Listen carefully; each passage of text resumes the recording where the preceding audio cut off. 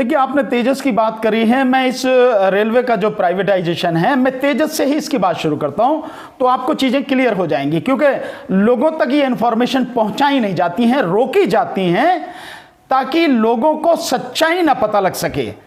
तेजस की इंफॉर्मेशन ये है कि लोगों से 18-18 घंटे काम कराया गया, वहां महिलाओं का शोषण किया गया, वहां पर टिकटों के पैसे जो है बढ़ाए गए, और जो वहां के कर्मचारी हैं उन कर्मचारियों को बिना किसी नोटिस के ही जब मन में आया निकाल दिया। ये तेजस की कहानी है।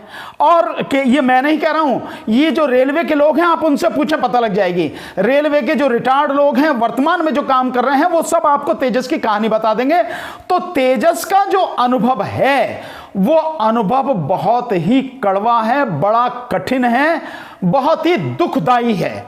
सो आप तेजस को लेकर अगर ये कहा जाए कि भी तेजस में बहुत सुविधाएं मिल रही हैं, सुविधाएं केवल कहने के लिए होती हैं, क्योंकि प्रचार वही है जो उनका मीडिया है, जो गोदी मीडिया वही प्रचार करता कि ये सुविधाएं हैं। हकीकत में कोई सुविधाएं नहीं हैं, और केवल सुविधाओं की बात है, केवल सुविधा के लिए जो है आप प्राइवेटाइजेशन कर रहे हैं इसका। क्या सरकार वो सुविधाएं नहीं दे सकती जिसे आप प्राइवेट से जिसकी उम्मीद करते हैं? सरकार उन सुविधाओं को दे सकती है। सरकार हर तरह से समर्थ है, सक्षम है। उसको अगर कहीं सुविधाओं में कमी है तो उन सुविधाओं को उसे बढ़ाना चाहिए। नंबर एक बात। नंबर दो, जो 151 जो ट्रेनें हैं और 109 रूट पर जो चलाई जा रही हैं, जिनका अभी निजीकरण किया जा रहा है, और जहां तक मेरी जानकारी है 35 साल के निजीकरण किया जा रहा है। आप ये मान लीजिए कि रेलवे की बर्बादी का जो है दुखद ये जो चैप्टर है, अध्याय है, वो शुरू हो गया। रेलवे की बर्बादी अब रुकेगी नहीं। आप प्राइवेट की बात करते हैं। मैंने एक उदाहरण पहले भी दिया था किसी साथी को, मैं आपको बताता हूं। दिल्ली में मेट्रो रेल बनी। इस दिल्ली में मेट्रो रेल में जो पुरानी दिल्ली रेलवे, वो नई दिल्ली रेलवे स्टेशन है, वहां से लेके एयरपोर्ट लाइन जो बनी वो रिलायंस ने बनाई थी। रिलायंस ने जब वो चलाई, बीच में ही रिलायंस उसे छोड़ के चला गया। क्यों छोड़ के चला गया भाई? वो तो प्राइवेट था बिल्कुल। क्यों छोड़ के चला गया? क्योंकि उसने कहा कि मुझे इस पर नुकसान हो रहा। इसका मतलब आपको नुकसान हो रहा, आप छोड़ के चले जाएंगे। सरकार को नुकसान, आज सरकार भी तो उस ट्रेन को चला रही है ना, लगातार चला रही है। तो जो प्राइवेट वाले बीच में छोड़ के दे जाए, आप उन्हीं के हाथ में देने जा रहे हो ना। ये रिलायंस और बाकी और जो है उन्हीं के हाथ में दोगे ना। दूसरी बात यह है कि जिस समय आप ये इनको प्राइवेट हाथों में दे रहे हैं, तो वो अपने आप टिकट, इसका जो है कितना टिकट होना चाहिए, कितना उसका किस तरह से टिकट का मैनेजमेंट होना चाहिए, सारा वो करेंगे। और निश्चित रूप से टिकटों के दाम बढ़ेंगे। जिस देश की बहुसंख्यक आबादी बहुत गरीब है और रेलवे उसके आने जाने का एक बहुत बड़ा माध्यम है, वहां प्राइवेट हाथ में देके देश का भला करोगे, जनता का भला करोगे, या चंद उद्योगपति उनका भला करोगे, अपने मित्र जो हैं आपके उद्योगपति पूंजीपति उनका भला करोगे? सर, बुलेट ट्रेन चलाने की तैयारी थी, लेकिन जो हमारे देश की जो ट्रेन है, जो 70 साल से जिसको संजो कर रखा गया था, चलाई जा रही है, उनको बेचा जा रहा है, उसको प्राइवेट किया जा रहा है। तो आप कैसे देख रहे हैं? बुलेट ट्रेन का सपना था। नहीं, बुलेट ट्रेन का सपना मैंने उस समय भी कहा था। बुलेट ट्रेन के लिए आपने जापान से करार किया, 1 लाख करोड़ का जो आपने वो उसके लिए प्रोजेक्ट किया। कितने आदमी उसमें सफर करते हैं? अहमदाबाद से बॉम्बे तक चलाने का गवर्नमेंट का शुरू में प्लान था। जिनके लिए लोगों के लिए आप कर रहे हो, वो मात्र जो है 3,500-4 हजार जो लोग उसमें सफर करते हैं, उनके लिए आप बुलेट ट्रेन चलाने की बात कर रहे थे। सर, सवाल यह है कि अगर इस हमारी जो रेलवे है इसको सरकार नहीं चला पा रही है और उधर जो है बुलेट का सपना दिखाया जा रहा है। नहीं, देखिए मैं आपको वही चीज बता रहा हूं। मैं आप वो सारी चीज आपको क्लियर करके बताऊंगा ना। आप देखें कि बुलेट ट्रेन चलाने की बात करें कि बस 3,500-4 हजार लोगों के लिए आप वो ट्रेन चला रहे हैं। कितना खर्चा? 1 लाख करोड़। आखिर वो पब्लिक को, वो जनता पर पड़ेगा, उसका भार देश की जनता पर पड़ेगा। उसका लौटाना भी तो है, ऐसा थोड़ी कि किसी ने पैसा दे दिया आप रख लेंगे। 1 लाख करोड़ रुपया जो है उसका वो आपको लौटाना है, जनता पे भार पड़ेगा। दूसरा, 1 लाख करोड़ में जो देश की पूरी रेलवे है, उस रेलवे पर अगर आप लगा देंगे तो पूरी रेलवे जबरदस्त तरीके से बेहतरीन हो जाएगी, और जो लेट चलती है वो सिस्टम खत्म हो जाएगा, टाइम से ट्रेन चलने लगेगी, बढ़िया उसमें बोगीज लगाई जा सकेंगी। जो जनरल क्लास में लोग चलते हैं उनके लिए भी एक सुविधाजनक स्थिति हो जाएगी। तो आपको वो करना चाहिए, या चंद मतलब 135 करोड़ की आबादी में मात्र 35,000, 3,000 3,500 लोगों के लिए आप जो है वो ट्रेन चलाएंगे? तो बुलेट ट्रेन का जो था वो सब कुछ इस देश को बर्बाद करने के लिए था। एक बात। दूसरी बात, जिस रूट पर वो बुलेट ट्रेन चलाने की बात थी, अगर आपको ध्यान हो, उस रूट पर जो वर्तमान में हमारी ट्रेनें चल रही हैं, भारतीय रेल की जो ट्रेनें चल रही हैं उन ट्रेनों में 40% सीटें खाली रहती हैं और वो बहुत बढ़िया क्वालिटी की ट्रेनें हैं। तो पहले उनको ही भरो आप वो, और फिर कहां से, अहमदाबाद से लेकर और आप वहां तक जो बॉम्बे तक वो चला रहे हैं, उससे कम किराए में जो मेट्रो का उसका बुलेट ट्रेन का रहेगा उससे कम किराए में तो हवाई जहाज से पहुंच जाएगा आदमी। सो आपका सिस्टम क्या है, तरीका क्या है? मतलब ये है कि ये केवल तुगलकी जो है फरमान है, या यूं कहो कि मोहम्मद तुगलक की तरह जो काम किए जाने जिनका कोई वो नहीं है, कोई किसी तरह से उसका देश को लाभ नहीं है, चंद उद्योगपतियों को लाभ हो सकता है या सरकार से जुड़े हुए जो लोग हैं उनको लाभ हो सकता है। तर्क ये दिया जा रहा है, पहले जो एयरलाइंस है उसको प्राइवेट किया गया, उसके बाद आम आदमी भी जो है उसका टिकट इतना सस्ता हो गया, वो भी एयरलाइंस में जाने लगा, जहाज में। तो इधर जो अगर रेलवे में प्राइवेट किया जाएगा तो इससे सुविधाएं बढ़ेगी, मुझे आप कंपटीशन होगा। मैं आपसे अरुण जी जानना चाहता हूं कि कौन से उसमें जो है हवाई यात्रा में कहां किराया कम हुआ? कोई किराया पहले ही कंपैरिजन बिल्कुल भी नहीं है, पहले की कंपैरिजन में कोई किराया कम नहीं है। हुआ क्या है, आप देखिए कि जो लोगों को बताई चीजें नहीं जाती। आज की तारीख में आप जिस भी हवाई जहाज में जाइए, चाहे मतलब नेशनल लेवल पे जो चलते हैं, अपने देश के अंदर जो हवाई जहाज चलते हैं, उनकी सीटों की क्षमता बढ़ा दी गई। आप उस सीट पर बैठ के देखिए, आप अपनी टांगे यूं भी नहीं फैला सकते हैं। मतलब इस तरह से वो सीटें कर दी गई हैं। क्योंकि मैंने सफर किया है इसलिए मैं आपको बता रहा हूं। उन सीटों में जो जगह होती थी, जो कंफर्टेबल आप बैठ सकते थे, उसको खत्म कर दिया, सीटों की संख्या ज्यादा कर दी गई, किराया अगर थोड़ा बहुत कम हो गया तो उसमें क्या। दूसरा, उस किराए में पहले खाना इसमें इंक्लूड होता था, नाश्ता इंक्लूड होता था, वो उन्होंने हटा दिया। अब 2 घंटे का सफर है, 4 घंटे का सफर है, कोई खाना अगर आप लोगे तो इंक्लूड होगा, फिर पैसे आ जाएंगे उसमें उतने ही। अगर आप नहीं लेना चाहते हो तो किराया सस्ता हो गया। आप ठीक इसी तरह से इसको आप ऐसे कैलकुलेट करके देखें कि जो ट्रेनें आपके यहाँ चलती हैं, जो शताब्दी चलती हैं, जो राजधानी चलती हैं, उनमें से जो खाने के पैसे हैं आप उन्हें साइड में कर दीजिए, किराया अपने आप कम हो जाएगा। तो उनमें जो हुआ है, सुधार जो हुआ है, या यूं कहो कि उनमें जो बदलाव हुआ है, वो बदलाव ये है, खाना जो है वो हटा दिया गया, सीटिंग जो अरेंजमेंट है वो बदल दिया गया, सीटों की संख्या ज्यादा कर दी गई। अब आप उसके बाद जो ले रहे हैं वो किराया कम हो गया। आप इसको कह रहे हैं, क्या आपको दिखाई दे रहा है प्राइवेटाइजेशन का? क्या प्राइवेटाइजेशन का सबसे बड़ा नुकसान यह है कि आपके हाथ में यह नहीं रहेगा कि इसका किराया कितना है, आप उस पर कोई कंट्रोल नहीं कर सकते। अब मैं इसका एक उदाहरण आपको देता हूं तो आपको इससे समझ में आ जाएगा। 90 के दशक में, 1990 के दशक में, यानी उस समय मार्गरेट थैचर जब ब्रिटेन की प्रधानमंत्री थी, उन्होंने ट्रेन को प्राइवेट हाथों में दिया, प्राइवेटाइजेशन किया। आप जानते हैं वहां क्या हुआ? मतलब आप इससे अंदाजा लगा सकते हैं कि भारत की तो स्थिति क्या भयानक हो सकती है। वहां जब ट्रेन को प्राइवेट कर दिया गया, ट्रेन के किराए 3 गुना बढ़ गए, 3 गुना। और उस सब के बावजूद भी, 3 गुना किराए बढ़ने के बावजूद भी वो घाटे में चल रही। मतलब 3 गुना किराया आपने बढ़ा दिया और फिर भी तुम कह रहे हो कि ट्रेन घाटे में है और सरकार आपको और सपोर्ट कर रही है। तो क्या हालत हो गई भाई?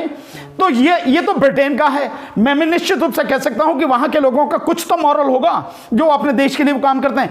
यहां तो भ्रष्टाचार सरकारी तंत्र में और जो प्राइवेट जो उद्योगपति हैं, पूंजीपति हैं, इतने भयानक तरीके से लूटते हैं कि लोग मर जाएं तो मर जाएं, उन्हें फर्क नहीं पड़ता। एक 2 उदाहरण से आप समझ लेंगे मेरी बात को। मैंने एक उसमें जो बताया था कि जो दवाई है, 2500 की दवा मिल रही है, 2500 की वो दवा है जो है, प्रिंट है उस पर, लेकिन उसकी कीमत कितनी है? 450 रुपए, 419 रुपए। अभी मैं आपको बहुत लेटेस्ट बता रहा हूं, कल ही की न्यूज है, आपको समझ में आ जाएगी। बॉम्बे में जो कोरोना के मरीज हैं, उन कोरोना के मरीजों के लिए एक इंजेक्शन है जो गठिया के उसमें इस्तेमाल होता है, गठिया में। उस इंजेक्शन की कीमत है 31,000। आप जानते हैं अरुण जी कितना मिल रहा है? वो इंजेक्शन बॉम्बे में 50,000 से लेके 90,000 रुपए में मिल रहा है, बॉम्बे में। और इसके अलावा जो रेमसिवियर करके एक दवा बनी है, वो दवा की लगभग 20 या 30,000 जो है डोज हमारे यहां हैं देश में, और वो मैक्सिमम प्राइवेट जो बड़े बड़े नर्सिंग होम है, हॉस्पिटल्स हैं, उन्होंने अपने पास स्टॉक करके रख लिया। जानते हैं उसकी कीमत क्या है? उसकी कीमत है 5400 रुपए, 5,400 रुपए। कितने में मिल रही है? वो मिल रही है 12,000 से लेकर 16,000 रुपए में। कोरोना यानी जिस समय देश में महामारी फैली हुई है, उस महामारी के समय में भी ये बड़े बड़े उद्योगपति, बड़े बड़े पूंजीपति, बड़े बड़े पैसे वाले सिर्फ और सिर्फ अपने मुनाफे की ब्लैकमेलिंग की बात कर रहे हैं। पब्लिक से उनका कोई लेना देना नहीं है। लेकिन सर सरकार कुछ लोग तर्क दे रहे हैं कि आने वाले समय में कुछ ही सालों में, क्योंकि जो रेलवे का ट्रैक है बहुत उसकी खस्ता हालत होगी, क्योंकि वो चेंज होना है, इसलिए सरकार सोच रही कि प्राइवेट कंपनियों को दे दिया जाए ये, अब प्राइवेट कंपनी इसकी मरम्मत कराएंगे। किसी कीमत पर प्राइवेट कंपनी मरम्मत नहीं कराएगी। दिक्कत तो यही बात की है। आप कह रहे हैं कि खराब है, कई जो नई जो ट्रैक बिछे हैं उनका क्या हाल होगा? प्राइवेट जो है किसी हालत में एक पैसा उसके इन्वेस्टमेंट के लिए नहीं लगाएगा। रेलवे जो कह रहा है कि 30,000 करोड़ की इन्वेस्टमेंट होगी, नहीं होने वाली है। सिर्फ ये लोगों को मूर्ख बनाने वाली झूठ जो है उसको फैलाया जा रहा है ताकि लोग कहें नहीं यार इतना पैसा लगेगा और रेलवे बढ़िया हो जाएगी। आप बताइए, मैं आपसे सिर्फ ये जानना चाहता हूं कि रेलवे स्टेशन किसके हैं? वो सरकार के हैं, और सरकार के हैं तो किसने हैं? पब्लिक के हैं, क्योंकि पब्लिक का जो टैक्स का पैसा है उससे बना है सब कुछ। जो रेलवे ट्रैक है वो किसके हैं? रेलवे के साथ लगी हुई जमीन किसकी है? वो सरकार की है, मतलब पब्लिक की है, जनता की है। अगर आपको प्राइवेट ही चलाने हैं, मैं कह रहा हूं आप पूरा जो है प्राइवेट कर दो आप, लेकिन उनसे कहो प्राइवेट वालों से कि भैया अपनी जमीन खरीदो, उस पर अपना ट्रैक बिछाओ, अपने रेलवे स्टेशन बनाओ और तब जाके अपनी ट्रेन उस पर चलाओ। सरकार की जमीन, सरकार का ट्रैक, सरकार का जो रेलवे स्टेशन, और मजा कौन लेगा? प्राइवेट। और वो कैसे लेंगे मजा? जैसे मैंने इंग्लैंड का उदाहरण दिया, वहां तो तब भी नैतिकता है थोड़ी बहुत, यहां क्या है, ये दाम भी टिकट के 3 गुना 4 गुना कर देंगे और कैसी कैसी व्यवस्था करेंगे आप नहीं जानते हैं। और इसके अलावा फिर दिखाएंगे अपनी किताबों में, अपनी बुक्स में दिखाएंगे कि घाटा है, घाटा हो रहा है, और फिर सरकार से मदद मांगेगी, हमें सपोर्ट दिया जाए, और जब नहीं होगा बस की तो छोड़ के चले जाएंगे। एक उदाहरण ले लो, आपने उसके हवाई जहाज की बताई ना अरुण जी, मैं आपको इसका उदाहरण दे देता हूं। अडानी को 6 दिए थे ना, 6 एयरपोर्ट, अदानी 3 एयरपोर्ट छोड़ के भाग रहा है, और उनका किराया जो बनता था वो किराया भी नहीं दिया। एक हवाई स्टेशन का शायद 150 करोड़ रुपए के लगभग साल का कुछ करा, वो नहीं दिया, और 3 छोड़ के भाग रहा, 3 अपने पास रख रहा। रिलायंस का मैंने दे दिया। तो अंबानी और अडानी, ठीक है ना जी, यही जब छोड़ के भाग रहे हैं तो और का क्या हाल होगा आप इसको समझ सकते हैं। और सबसे बड़ी बात, इस जो इसके पीछे जो सबसे बड़ी जो इनकी मानसिकता है, दूषित मानसिकता, मैं ये शब्द इस्तेमाल करूंगा सरकार की, वो है कि प्राइवेट हाथों में चले जाएगा तो रिजर्वेशन खत्म हो जाएगा।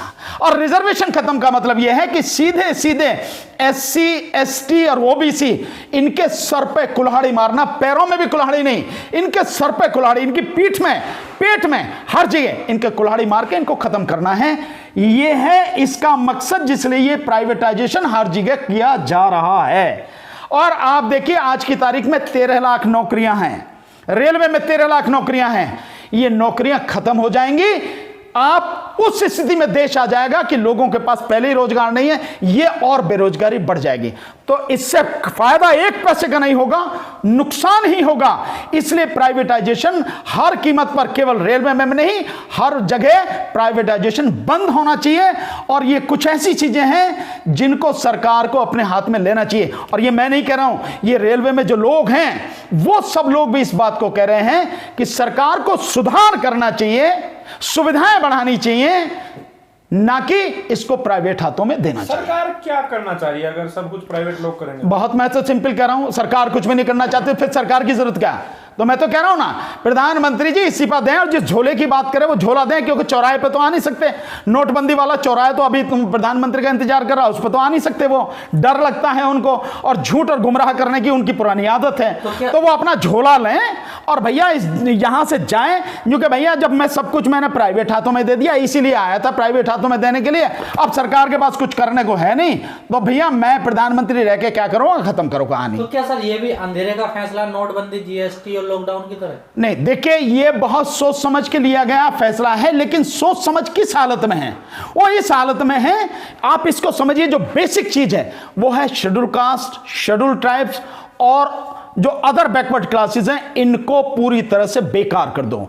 अगर ये सरकारी नियंत्रण में रहेगा तो सरकारी नियंत्रण में आरक्षण रहेगा, प्राइवेट में आरक्षण है नहीं, और प्राइवेट में चला जाएगा तो पूरी तरह से आरक्षण खत्म हो जाएगा, जिसके लिए लगातार सरकार काम कर रही है। तो आप कहीं नहीं, जब आप कहेंगे कि आरक्षण भैया है नहीं हमारे पास, हम कहां से दें आरक्षण, प्राइवेट में आरक्षण नहीं है। तो ये बहुत सोची समझी साजिश के तहत ये पूरा एक एक कदम जो सरकार उठा रही है, उसके पीछे सबसे बड़ी जो उनकी घृणित सोच है वो ये है कि प्राइवेट में दे दो, रिजर्वेशन खत्म। सिर्फ